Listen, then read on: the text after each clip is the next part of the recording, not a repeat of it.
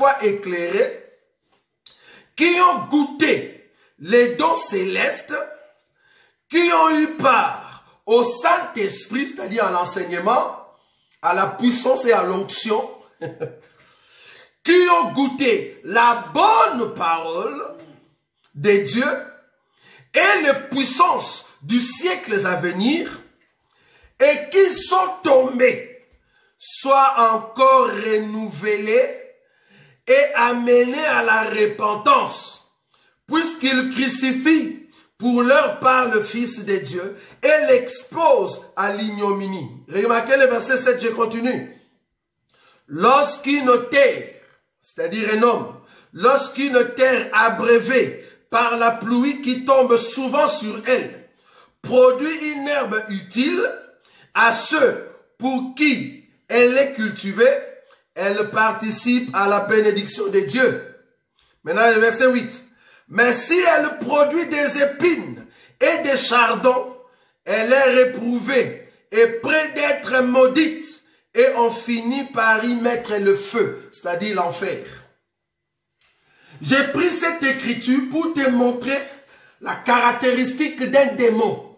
Un homme, mais démon. Cet homme-là, c'est pas qu'il était loin. Non, c'est un homme qui était avec nous dans l'assemblée. Qui était avec Timothée et Paul. Un homme qui vivait avec les disciples. Un homme qui était avec Jésus. Mais cet homme-là, on l'appelle démon. Pourquoi? Il était éclairé. Il a vu la puissance de Jésus. Il a vu la gloire de Dieu. Il a vu combien Jésus est puissant. Mais cependant, cet homme, il ne s'est pas repenti. Il n'a pas changé sa vie. Il continue toujours dans la vie de méchant. Il continue toujours à voler dans la caisse de l'église de Jésus. Je parle ici de Judas. Je parle de Judas. Donc un démon, c'est celui qui était éclairé. Mais maintenant, il est impossible qu'on puisse sauver une telle personne. Il a goûté à l'enseignement, il a goûté à la parole, il a prêché la parole, il a fait des miracles. Tu as vu l'onction de Dieu, mais tu es tombé. C'est impossible. Mais comment tu es tombé? Tu es tombé parce que tu étais un méchant conscient. Tu péchais consciemment. Tu es devenu un méchant conscient. Alors la Bible, plus tu continues, tu seras un démon. Je vais quand même faire la différence ici entre avoir un démon et être un démon. Ce n'est pas la même chose. Avoir un démon et être un démon.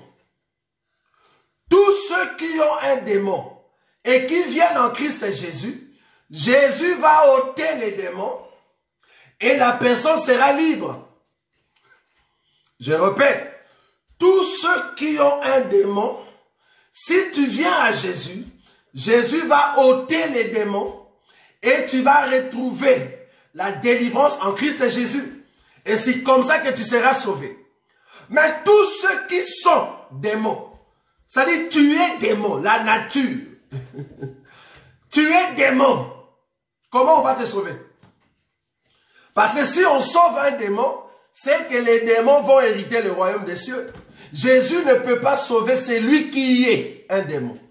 Mais Jésus va sauver celui qui a un démon. Je peux avoir un démon. Si je viens à Christ Jésus, le Seigneur va me délivrer. Mais si je suis un démon, comment le Seigneur va délivrer un démon? Jésus ne délivre pas le démon. Mais Jésus délivre l'homme qui a un démon.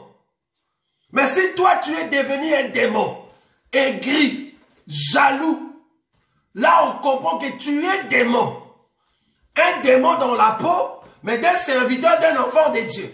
Là tu es un démon. C'est comme Judas. Je vais prendre une écriture pour faire la différence entre avoir un démon et être démon. Je vais prendre une écriture. Remarquez. Parce que je vous amène pour vous expliquer les mystères de la punaise de lit. Vous allez comprendre que les mystères de la punaise de lit, En réalité, la punaise de lit, c'est un démon. La punaise de lit, c'est un démon. On ne saura pas te donner la repentance, la délivrance. Parce qu'on comprend que tu es un démon. Alors, un démon qui est au milieu de nous, il y a les moyens pour chasser ces démons-là. Démons dans les corps. Ce n'est pas que tu as un démon, mais tu es un démon. Voilà, je vais prendre une écriture. Je suis dans le livre de Jean. Jean chapitre 8. Jésus aussi, on croyait qu'il avait un démon. Mais on n'a jamais dit que Jésus est un démon. Voilà. Peut-être tu vas prendre l'écriture de Belzéboul. De Belzéboul, on lui a dit, ben écoute, tu fais le miracle par Belzéboul. Donc c'est comme si tu es serviteur de Belzéboul. Ça va? Ne prends pas cette écriture, sinon tu vas tomber. On n'a pas dit que Jésus, c'est lui le Belzéboul. Non, on a dit il fait les miracles par Belzéboul. Donc là, c'est comme si Jésus était le serviteur de Belzéboul. C'est différent entre Jésus a un démon qu'on appelle Belzéboul, c'est-à-dire qui reçoit les ordres de Belzéboul, et Jésus qui est Belzéboul. Ça va? L'Écriture dit ceci. Jean chapitre 8. Je prends une écriture. Jean chapitre 8. Je prends le verset 48. La Bible dit ceci. Jean chapitre 8, le verset 48. Les Juifs lui répondirent, n'avons-nous pas raison de dire que tu es un Samaritain et que tu as un démon? Tu es un Samaritain et que tu as un démon. Donc on disait de Jésus, tu as un démon. On n'a pas dit de Jésus, tu es un démon. Non. Je vais prendre une autre écriture, toujours dans Jean chapitre 8, le verset 52. Je suis en train de faire la différence entre j'ai un démon et je suis un démon. C'est différent. Alors, Jean chapitre 8, le verset 52. Maintenant lui dirent les Juifs, nous savons que tu as un démon. Abraham est mort, les prophètes aussi. Et tu dis, si quelqu'un garde ma parole, il ne verra jamais la mort. Là, les Juifs ont dit, Jésus, tu as un démon. Maintenant, je vais prendre une écriture qui prouve qu'il y a quelqu'un qui était un démon. Il n'avait pas un démon, mais il est un démon. Je vais prendre l'écriture. Jean chapitre 6, c'est Judas. Jean chapitre 6, je prends le verset 70, parce que vous allez comprendre par mon enseignement que la punaise de lit, en réalité, c'est Judas. C'est le démon. Judas, c'est lui la punaise de lit. Alors, comment il faut chasser Judas? Vous allez comprendre. Comment il faut tuer Judas? C'est très important. Jean chapitre 6, le verset, je prends le verset 70 et 71. Jésus leur répondit, n'est-ce pas moi qui vous ai choisi, vous les 12, et l'un de vous est un démon. Jésus n'a pas dit un démon, non. L'un de vous 12, l'un de vous est un démon. Jésus n'a pas dit un démon. Donc quand je vois la personne, je ne vois pas au fait que la personne a un démon, mais la personne elle-même, c'est l'incarnation du démon. C'est pour cela que c'était facile, là où les démons habitent, que Satan puisse venir à l'intérieur. Quand Jésus a dit, ce que tu as à faire, fais-le promptement, la Bible dit, Satan est entré. Pourquoi Satan est entré? Parce que Dieu n'était pas dans la vie de Judas. C'était les démons. Judas, c'était un démon. Alors, les diables ne peuvent venir que là où il y a ses acolytes. Là où il y a le démon, le diable est entré. Vous voyez? Donc, je répète cette écriture. Jésus leur répondit, n'est-ce pas moi qui vous ai choisi, vous les 12? Maintenant, je me demande, quand Jésus a choisi les 12, lui-même a choisi les démons. Est-ce que Jésus savait? Oui. Jésus étant Dieu, de la même manière, bon, permettez que je saute un peu, que je puisse bondir, parce que si on te posait la question, est-ce que Jésus savait que Judas était un démon? Oui. Jésus le savait dès le commencement qui allait, au fait, le trahir. Jésus le savait. Donc, Jésus savait dès le commencement qui étaient les démons. Bon, nous, étant l'église aujourd'hui, nous ne savons pas qui est démon au milieu de nous, mais nous allons voir les actes des démons. Quand on te voit que tu es aigri, tu es aigri, on comprend que voilà, ça c'est un démon.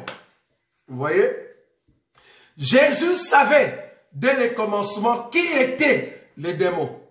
Alors pourquoi Jésus l'a choisi? Fallait que l'Écriture qui nous explique que dans les lieux célestes, Dieu avait créé tout esprit et il va choisir des esprits qui vont être tout autour de notre Dieu. Or, les esprits qui sont tout autour de notre Dieu, parmi ces anges-là, nous avons des chérubins. Dieu a choisi des chérubins pour qu'ils soient tout autour de Dieu. Ce sont des anges protecteurs, des chérubins. Or, parmi les anges que Dieu a choisis tout autour, Dieu lui-même a créé Lucifer. Dieu savait que c'est par Lucifer que le mal viendra. Parce que jusqu'au jour qu'on a trouvé le mal dans le cœur de Lucifer, il a été chassé. Et on va le tuer dans le temps du feu. C'est Dieu qui avait créé Lucifer et Dieu savait très bien que le mal sera dans le cœur de Lucifer. Pour voir cette écriture, nous le voyons en Christ et Jésus sur terre. Sur terre, Jésus est venu, il a choisi ceux qui vont être tout autour de lui et il a choisi un démon. De la même manière que Dieu avait choisi tout autour de lui Lucifer, qui était un chérubin protecteur, c'est-à-dire tout autour de Dieu, Dieu savait que ça va être Lucifer. C'est par lui que le mal viendra. De la même manière, Jésus, sur terre, il nous montre que les gens qui sont tout autour de moi, les 12 disciples, parmi les 12, il y a un démon, un Lucifer, un fils du diable, un enfant de Satan, fils du mal. Vous voyez? C'est lui qui doit vendre le Seigneur. Donc je suis en train d'expliquer les 3 caractéristiques d'un homme animal, dirigé par le péché. Nous avons un homme qui est esclave du péché, mais qui vient à l'église. Nous avons des hommes conscients, parce qu'ils sont à l'église, ils ont la connaissance. Mais cependant, il y a 2 sortes en ce qui concerne le deuxième. Nous avons des méchants, qu'on appelle méchants ignorants, et il y a des méchants conscients.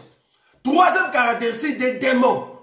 Or, ces démons, comme c'est un démon, il ne peut pas aller au ciel. Il ne peut pas aller au ciel.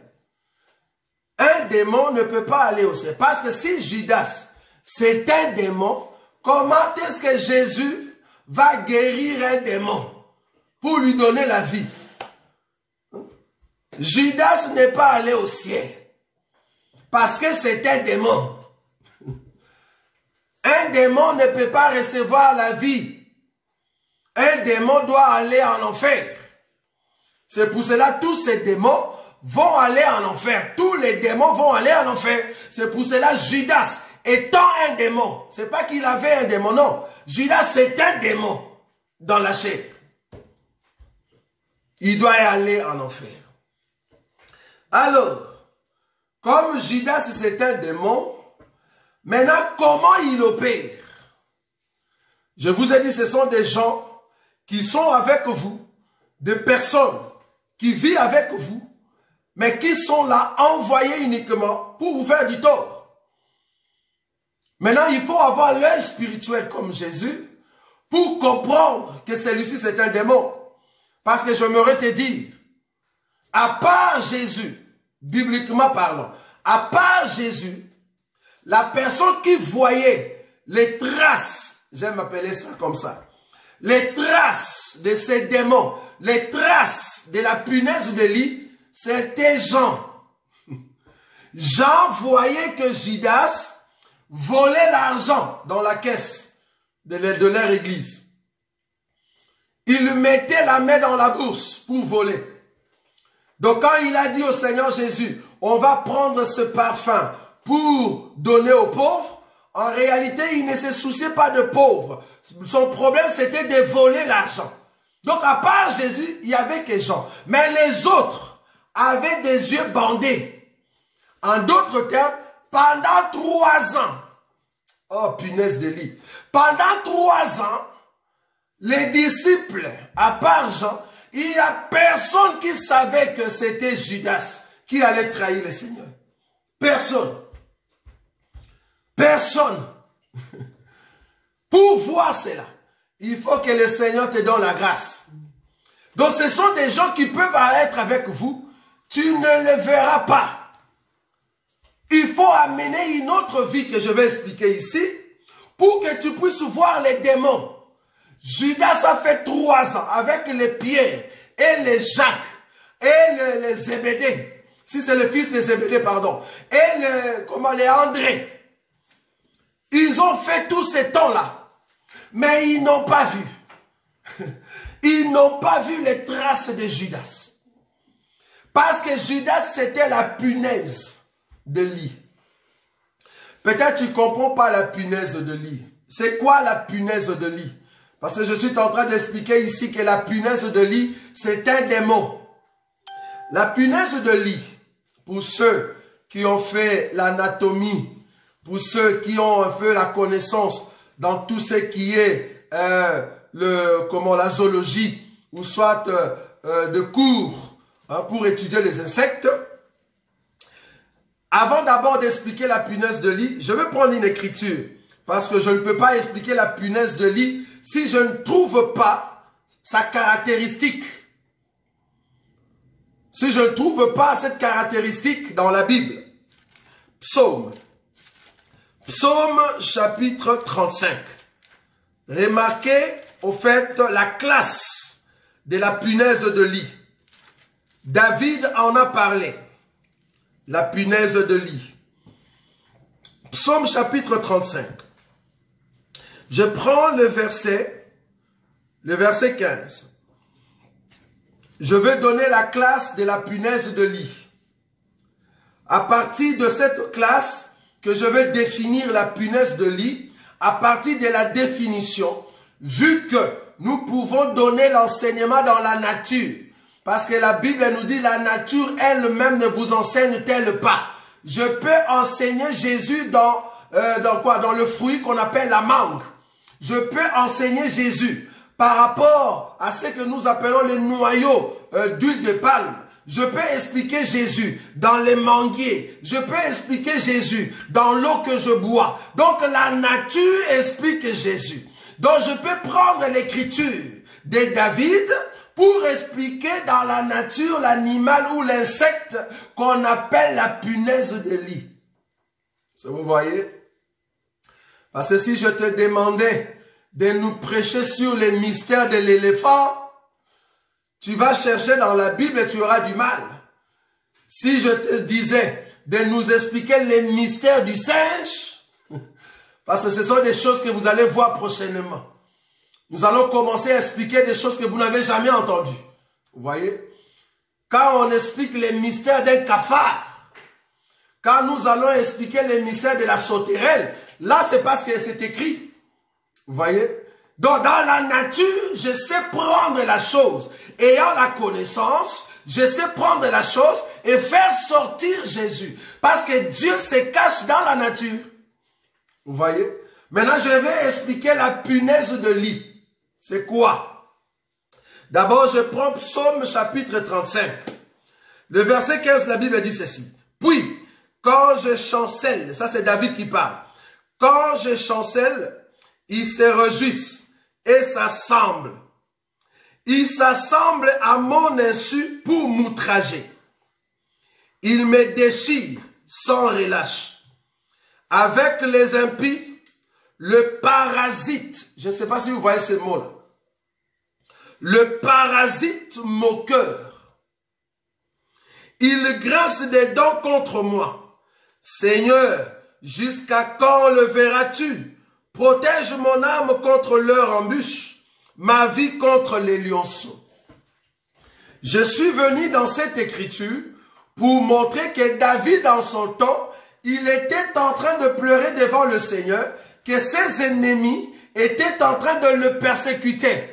C'était des ennemis que lui chérissait, des ennemis qu'il allait dans leur maison, si tu montes au-dessus, que quand ils avaient des deuils, lui, il partait pour aller le voir.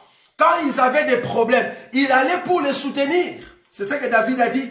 Ce sont des gens que David connaissait, que David a aidés. Mais malheureusement, ces gens, quand David chancelle, c'était eux qui étaient le premier à s'assembler pour condamner David, pour amener David à tomber encore davantage.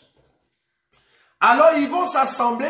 David va donner maintenant la caractéristique de ces gens-là. Il dit ce sont des impies et il caractérise ces gens-là comme étant des parasites moqueurs.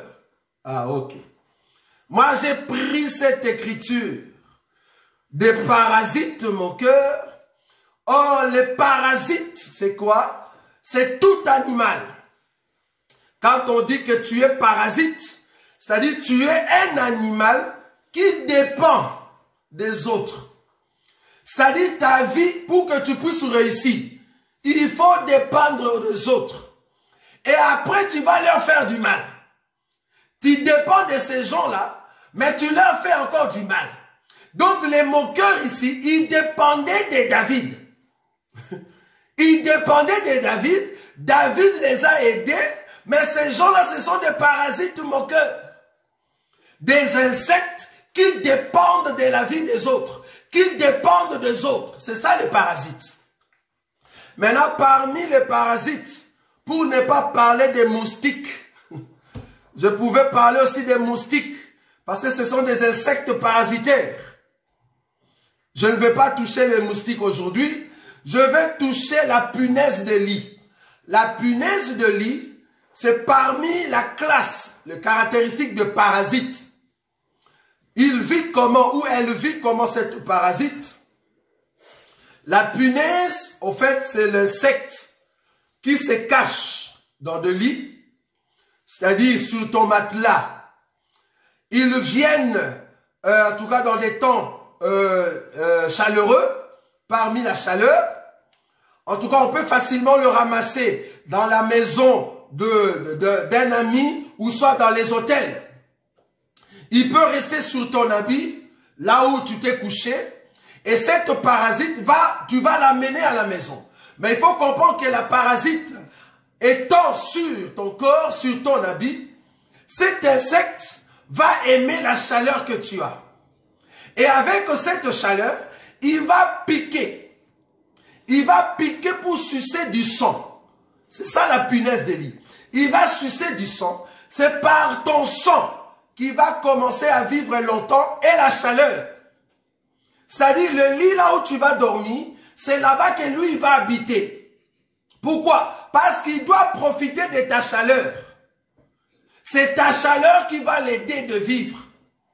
Mais bien qu'il profite de la chaleur, mais il est en train de te piquer et de manger ton sang. Et c'est par ton sang qu'il va faire des enfants. Oh, punaise de lit. Donc c'est par ton sang qu'il va faire des enfants. Mais chose bizarre, tellement que c'est un insecte trop petit, qui a la couleur rougeâtre comme ça. Parce que moi j'ai connu cet insecte au Congo, quand j'étais encore à l'université. J'aimerais te dire, ça c'est une information, si tes enfants te disent que ah non, on ne sait pas bien dormir, quand nous dormons la nuit, on a des démangeaisons, regarde maman, regarde papa, il y a des boutons sur mon corps, sur mon dos, sur mes pieds. Comprenez que tu as de la punaise de lit. à la maison. Il faut aller vite vérifier les lits des enfants. Il se pourrait que cette punaise a déjà pris de l'ampleur. Il faut faire attention. Donc quand tu vois ton enfant gratter tout le temps, il a des petits plaies, de petites plaies sur son corps, ou soit des boutons, mais il gratte tout le temps, il ne peut pas bien dormir la nuit, comprends que sur son lit, il y a la punaise de lit qui se cache.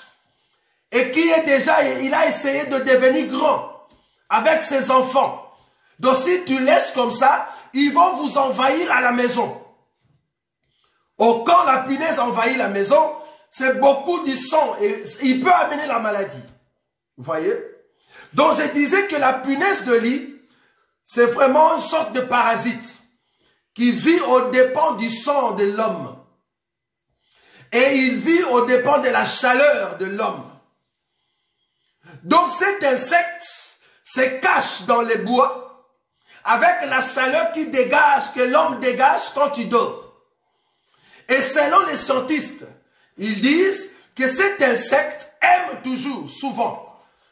souvent piquer vers le dos, piquer vers le bras et piquer vers la jambe. Ce sont les trois parties qu'il pique souvent. C'est au niveau du dos, au niveau de la main ou les bras et au niveau du pied. Je suis en train d'expliquer le mystère de la punaise de lit. Parce que nous avons les yeux pour voir tout ce que Dieu a créé.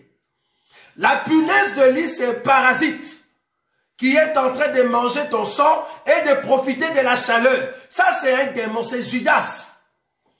Il profite de l'argent qu'on est en train de cotiser pour Jésus. Il vole. Il profite de l'onction, la chaleur qui sort de Jésus. Mais il est en train de se préparer pour aller trahir Jésus. Il est en train de se préparer pour piquer Jésus. Vous voyez? Ça, c'est une punaise de lit. Plus grave encore, quand la punaise te pique, tu ne sauras pas la douleur. La douleur, tu ne vas pas le ressentir. C'est seulement les matins que tu vas remarquer ces boutons ou ces plaies. C'est seulement les matins. Donc la punaise peut rester avec toi 3 ans. Je parle de Judas. Jean, c'est seulement Jean à part Jésus qui a vu ça. Mais les autres, ils n'ont jamais vu qu'il y avait une punaise qui était avec eux pendant 3 ans. Parce que la punaise se cache dans le bois.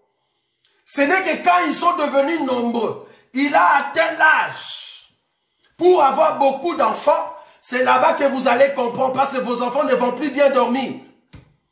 Donc il faut attendre jusqu'à ce que le mâle sorte. C'est là-bas que vous allez comprendre. Oh Judas, tu étais une punaise de lit. C'est toi qui nous causais du tort. Ça c'est Judas. Un démon. Vous voyez? Je vais maintenant expliquer les dos. La punaise de lit aime piquer au dos. Ce sont la race de tous ces démons qui parlent quand vous n'êtes pas là. Ils parlent derrière votre dos. C'est ça la punaise de lit. Quand tu es là, ils font semblant. Parce que tu ne sais pas les voir. Quand tu es là, ils font semblant.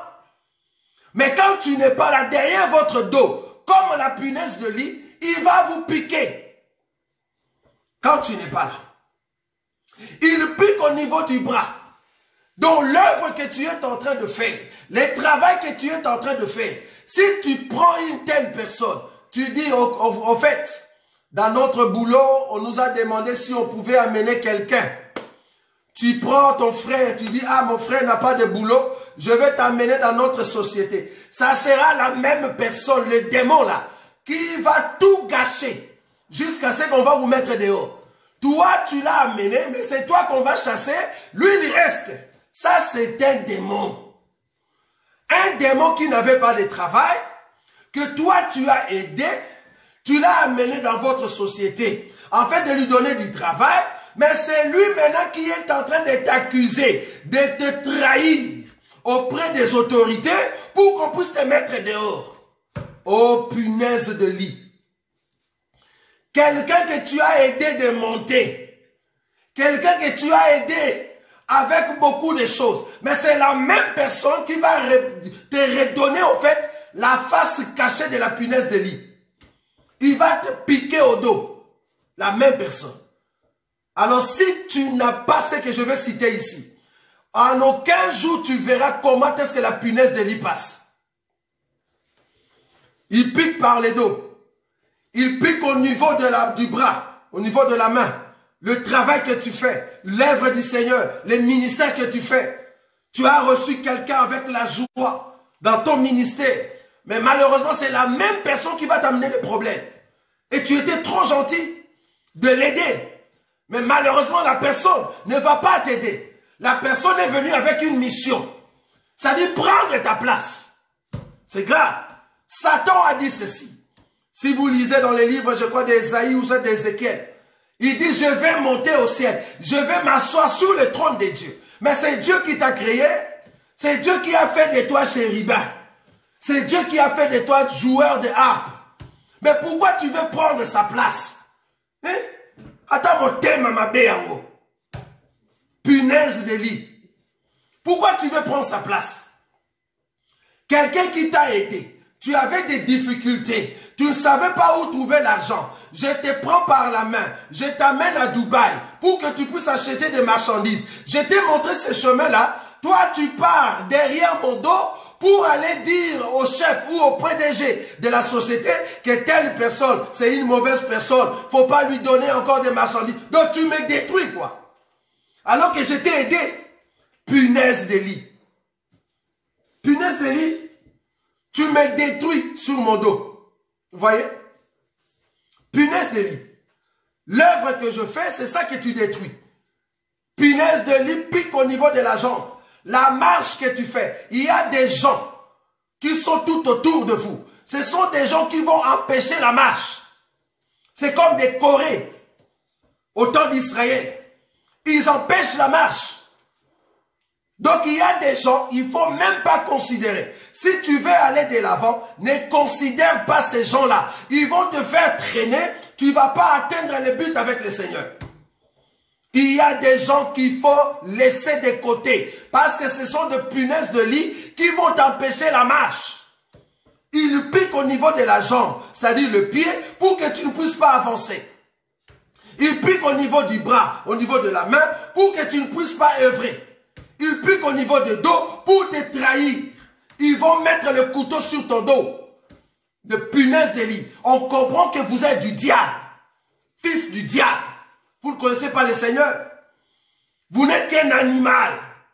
Vous voyez? Il faut quitter le monde du péché pour atteindre la sainteté. Craignez Dieu. Craignez Dieu. Il faut craindre Dieu. Vous irez en enfer. Vous pensez servir Dieu. Vous pensez aller à l'église. Vous pensez être un bon frère, un bon ami. Non. Vous êtes en train de vous détruire vous-même. Au fait, ce que Judas a fait, ce que j'aime dans tout cela, ce que j'aime dans tout cela, ce que Judas a fait, ce que Judas a fait, c'était pour élever au fait Jésus. Quand la punaise de lit est en train de te persécuter, la Bible a déjà dit que tous ceux qui veulent vivre pieusement en Christ et Jésus, ils seront persécutés. Quand un démon, comme la punaise de lit, est en train de te persécuter, comprends qu'il y a une grande gloire qui arrive. Une grande gloire. C'est pour cela qu'on n'a pas peur. J'ai aimé une vidéo que j'ai envoyée pendant la semaine. Judas étant un démon était toujours là. Judas étant un démon, il était toujours à côté de Jésus, mais il n'a pas empêché Jésus de faire les miracles. Il n'a pas empêché Jésus de marcher sur les eaux. Il n'a pas empêché Jésus d'ouvrir les yeux des aveugles, alors qu'il reste là. Qu'il voie la gloire de Dieu. Qu'il reste là. Vous allez continuer à vivre. Vous allez voir la gloire que Dieu est en train de nous donner. Notre prière ne sera pas que Dieu puisse vous ôter la vie. Non. Vous allez rester là. Vous allez continuer comme des démons, comme des punaises de lit pour voir la gloire de Dieu. Comment est-ce que Dieu élève ses enfants? Ceux qui prient réellement. Pas un pied dehors, un pied dedans. Quand je ne suis pas là, tu mets un couteau dans le dos. Quand je suis là, tu fais semblant. Ça c'est une punaise de lit. La Bible elle nous dit, si j'ai un problème avec toi, je vais te le dire en face. Je vais te le dire en face, je ne vais pas le cacher. Si j'ai dit par exemple que tel frère n'a pas encore atteint la maturité pour prêcher, je vais le dire en face. Je ne vais pas me cacher, je vais le dire en face.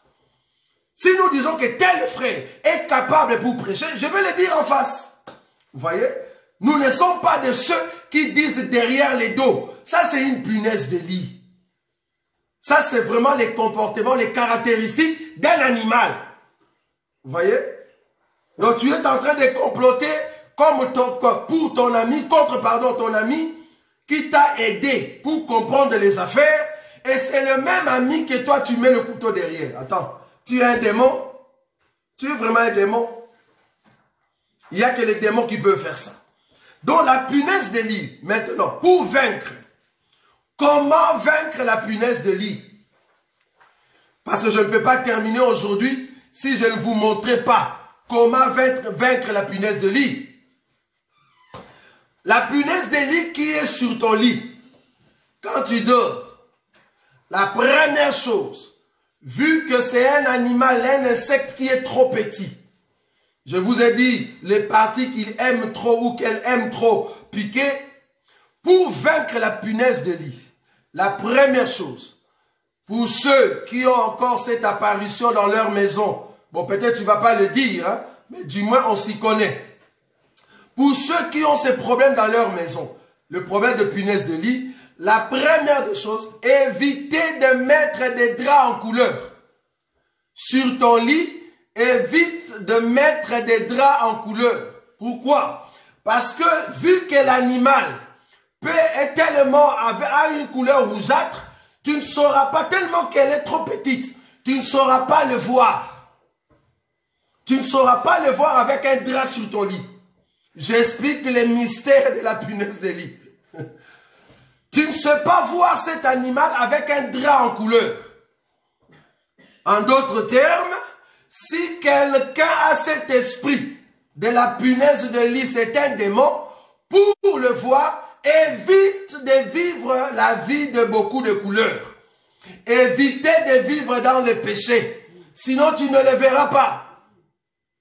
Tu dois avoir le Saint-Esprit.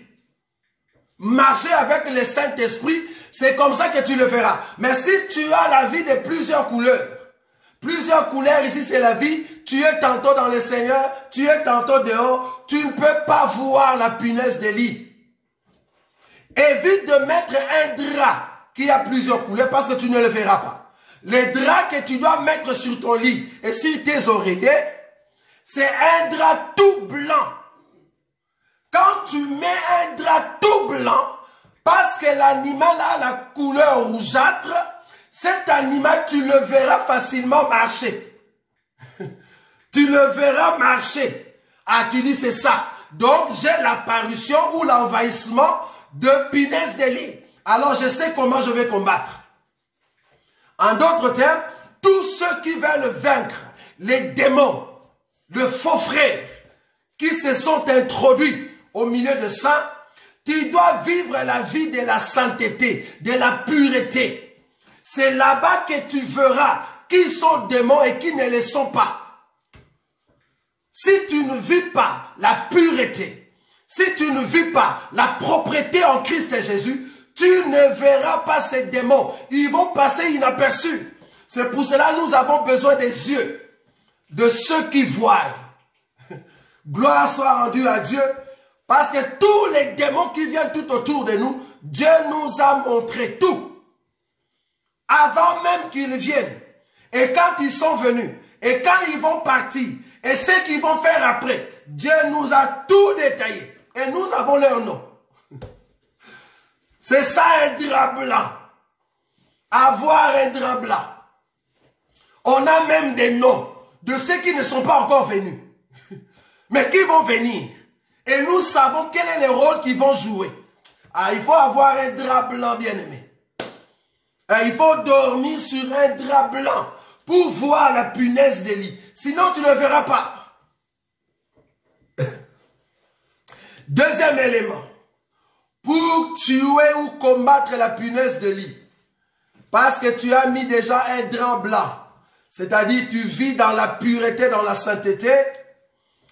Maintenant, la deuxième chose, comme tu sais que tu es envahi maintenant par la punaise de lit, deuxième élément, c'est de les chasser ou de les tuer. Comment tuer la punaise de lit? Donc, cet animal qui s'est introduit dans votre maison, pour tuer cet animal, selon les conseils des scientifiques, il faut avoir de l'eau chaude à une température élevée et avec pression. Quand tu mets sur l'animal, l'animal ne résiste pas à la chaleur élevée de l'eau. Quand l'eau est chauffée, quand l'eau a une grande chaleur, cet animal ne résiste pas. Parce que c'est un animal qui peut résister pendant le temps de la froideur. Il peut vivre plus d'une année et demie. Mais tu ne le sais pas. Il est dans ta maison. Mais parce que tu as l'eau chaude, avec pression, avec une grande chaleur, que tu es en train de pomper partout dans la maison, tu es en train d'asperger partout dans la maison, c'est là-bas qu'ils vont sortir de leur cachette. Et l'eau chaude va les tuer. En d'autres termes, l'eau que nous avons, nous, c'est la parole de Dieu. Cette parole doit être puissante. Pas seulement la parole que tu entends, mais une parole que tu vis. Quand tu vis la parole de Dieu, c'est l'eau chaude. Alors ça doit avoir de la pression. La pression, c'est la prière. Élève cet enseignement dans la prière. C'est comme ça que les petits démons, tu vas les voir clair, ils vont fuir. Mais quand l'eau n'est pas chaude, quand l'eau est froide, ils seront toujours avec toi. Ils vont faire semblant de partir. Ils reviendront. Mais quand l'eau est chaude, quand tu presses avec la pression, c'est là-bas que tu verras comment ils vont fuir. Nous sommes en train d'expliquer une chose qui est réelle dans votre maison, mais que nous pouvons expliquer quant à la parole de Dieu. C'est pour cela que je vous ai dit, je peux vous prêcher le mystère du singe. Je peux vous prêcher le mystère du singe. Vous voyez?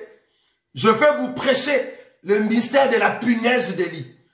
Parce que nous avons la grâce de voir ce que Dieu a mis dans la nature. Donc, bien aimé, tu ne peux pas vaincre la punaise si tu n'as pas la vie de la sanctification. Tu ne peux pas vivre, vaincre cet homme que nous sommes en train d'appeler démon tout près de toi, si tu n'as pas la vie de la prière. La seule chose qui peut fuir un démon, c'est la prière. Un enseignement puissant, ayant la parole puissante, avec la prière, associée avec la prière. C'est là-bas que les punaises vont commencer à fuir. Parce que nous croyons que quand tu pries beaucoup, Dieu est en train d'ouvrir tes yeux. Comme ça, tu vois clair. Donc, nous avons donné ici 3 sortes de caractéristiques. L'homme charnel, l'homme méchant et l'homme démon. Ce sont les 3 caractéristiques de l'homme animal ou l'animal. C'est-à-dire, c'est un homme qui n'a pas encore rencontré véritablement le Seigneur. Parce que tu dois changer de vie. Il faut quitter cet état pour entrer dans l'état que nous allons expliquer prochainement. J'ai touché la punaise de lit, qui est une réalité dans vos maisons, pour expliquer que si un homme est en train d'exhiber ce que la punaise de lit fait, c'est un démon qui peut te tuer au niveau de ton dos, qui peut te tuer les œuvres que tu es en train de faire. Il ne veut pas que tu puisses prospérer, qu'il ne veut pas que tu puisses aller de l'avant. Tu vois? Ça, c'est un démon. Et là, il faut faire attention. Il faut entrer dans la prière, vivre la vie de la sanctification et avec la prière fervente. C'est comme ça avec l'enseignement que tu vas vaincre le flèche enflammé du diable par ses enfants qu'il envoie au milieu du blé. Vous voyez? On a envoyé des livrées, mais cependant les blés, Dieu a dit laissez-les croître. Parce qu'il y aura un temps que le Dieu va enlever livrées. Vous voyez? Donc nous sommes là, mais nous avons des yeux ouverts pour comprendre ce que Dieu nous envoie. Donc voilà. Maintenant, je vais quand même exhorter une personne pour terminer. Si tu penses réellement que ta vie, c'est encore la vie d'un animal, ce n'est pas encore trop tard. Si tu penses que ta vie, c'est vraiment la vie de cet homme qui est encore charnel, ce n'est pas encore trop tard. Tu peux toujours te repentir. Tu peux toujours venir au Seigneur Jésus, afin que le Seigneur Jésus puisse te pardonner.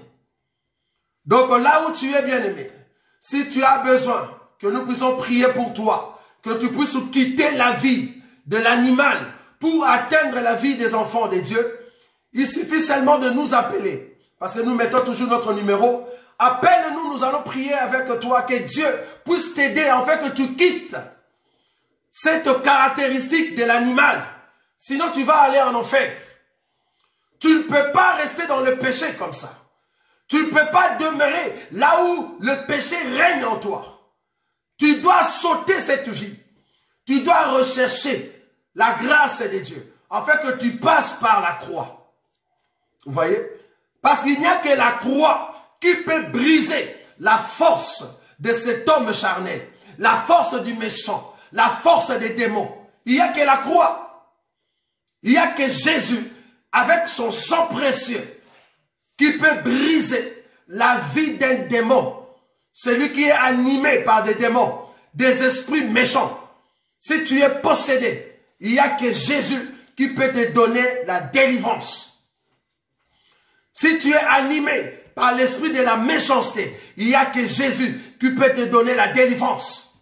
Si tu es animé par cet esprit du péché qui t'amène tout le temps, tu n'as pas le pouvoir en toi-même. C'est le péché qui règne en toi. Il n'y a que Jésus qui peut te donner la délivrance. En tout cas, s'il te plaît, appelle-nous par notre numéro. Nous allons prier pour toi, pour que les dieux de gloire puissent changer réellement ta vie. Tendre Père, nous t'élèvons. Tu es le Dieu grand et redoutable. Tu veux que tous ceux qui t'appartiennent, Seigneur, puissent atteindre le niveau voulu par toi. Car tu es le roi des gloires. Aucun homme n'est semblable à toi. Merci pour ce moment, pour ce temps. Bénis mon frère, bénis ma soeur.